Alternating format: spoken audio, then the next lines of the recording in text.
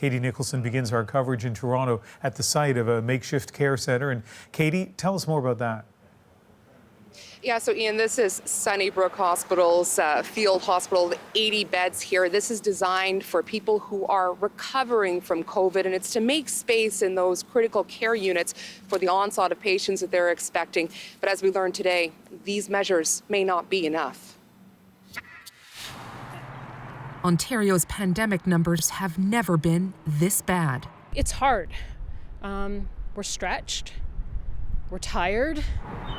This doctor, already overloaded, now doing all she can to train more much-needed staff for intensive care. I'm scared that we won't have enough people. So under the scenarios... And new modeling today shows the worst is yet to come.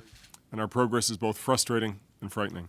With current measures in place, the numbers project by the end of May, 10,000 new COVID cases a day, more than double today's tally. Staring down the barrel of a COVID catastrophe, the province today extended the current stay-at-home order to 6 weeks. And more needs to be done right now.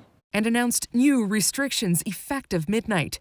Non-essential construction for things like shopping centres and office towers will grind to a halt.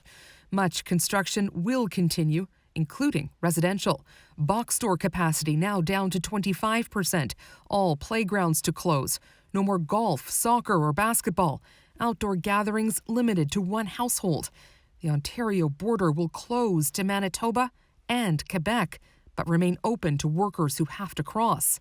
And police will have enhanced power to crack down on people, even pulling cars over to make sure the trip is essential. If you are not willing to comply, then you are breaking the law.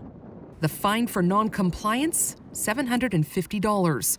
Criticism came swift and sharp from the medical community. We're implementing measures that are totally contrary to what public health is about and what the best experts are recommending we're doing. And so that unintended consequence would be, that this is going to disproportionately impact our racialized and vulnerable communities. As field hospitals and treatment tents pop up in major centers, it's an open question who will tend to the patients in all those extra beds. Ontario has asked other provinces for help staffing. The Prime Minister says Ottawa can help with lab support and contact tracing. For Ontario, we've shipped out more healthcare equipment, like oxygen units and drugs to treat COVID-19. And they're ready to pitch in with more resources, including Red Cross teams to help distribute vaccines. But Ford says he doesn't need people. He needs vaccines. And we're going to take a closer look at that claim in a moment with Rosemary Barton. But first, Katie, there's more criticism of Doug Ford's restrictions emerging tonight.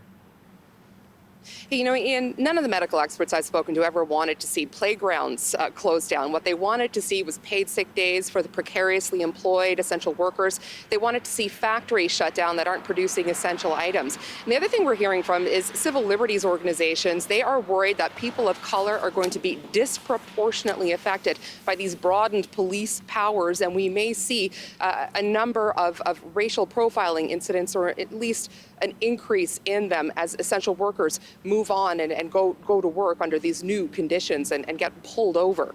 Ian? Katie Nicholson, just outside the temporary care centre outside Sunnybrook Hospital in Toronto.